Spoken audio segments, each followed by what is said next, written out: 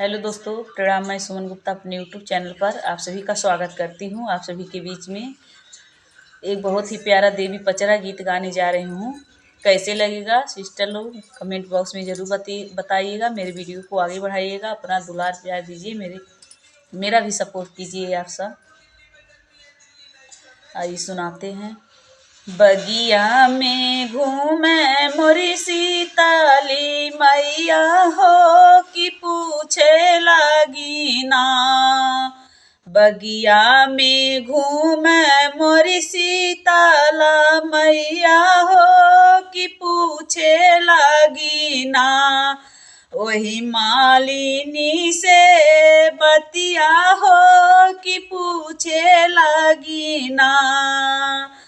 कवन तीरिया रोवत बाटिनी मोरी मालिनिया हो कि सुनबे दुखवा ना। लागे मोरे कर जवा हो कि सुनबे दुखवा ना।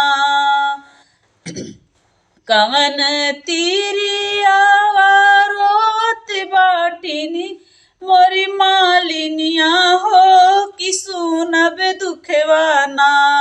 लागे हमारे करजवा हो कि सुनब दुखवा ना।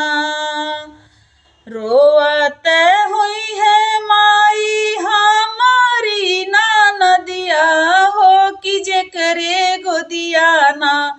नाही बाटे बलकवा हो कि जेकरे गोदिया ना। नाही बाटे बालकवा हो कि जेकरे दुआ गोदिया ना।